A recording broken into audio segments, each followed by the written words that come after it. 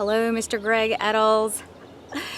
I wanted to say thank you so much for bringing awareness to our community about this Foodscape, edible landscape movement that's going on not only in our community but in a whole bunch of different communities around our country, and rightly so. I wanted to take a moment to walk you through what we're doing with our garden and encourage other people to share what they're doing as well to kind of get the excitement going.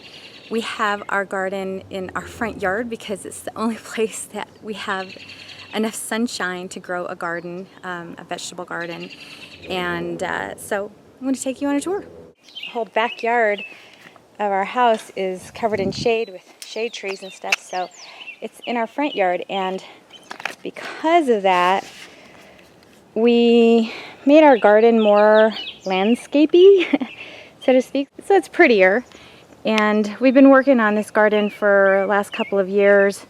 It started out with this bigger L-shaped bed back here, as well as this bed here, and then the next year it grew to this bed, and we added more barrels and stuff around for container gardening, and then we added this bed, which we're still working on.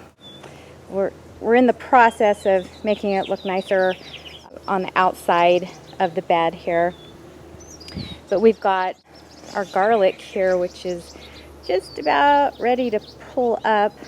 Stopped watering it a week ago. You can see the leaves are browning.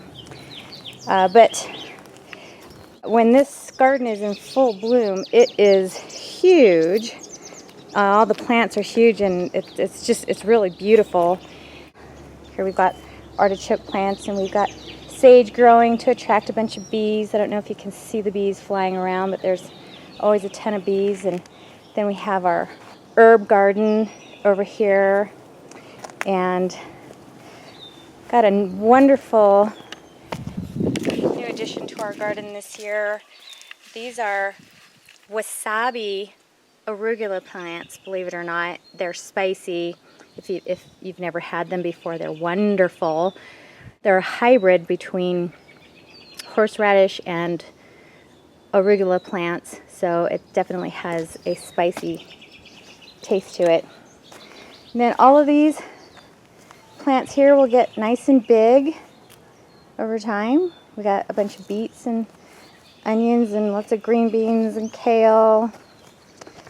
And this year, we have stevia plants, and I dry them and grind them up into a powder for my own stevia. And this year I started some sweet potato plants. Here are the starts. I actually started them with a sweet potato in a glass jar with water and picked off the slips.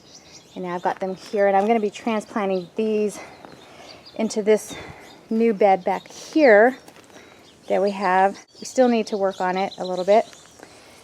We've got this bed back here.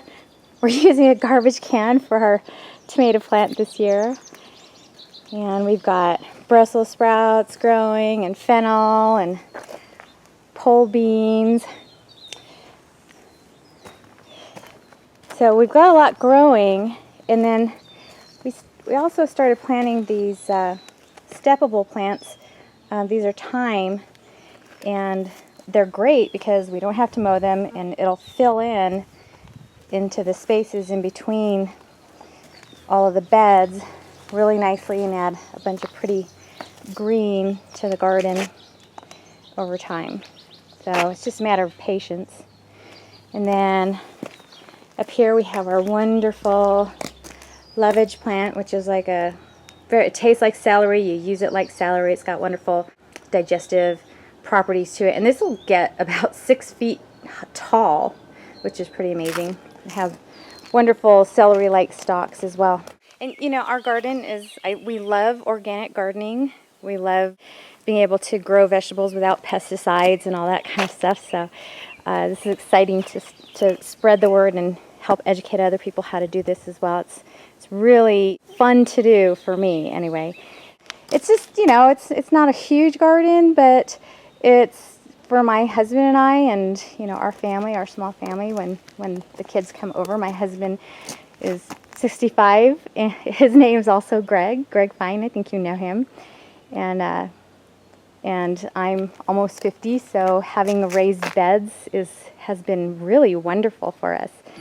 So this is what we're doing. Love to see what other people are doing too.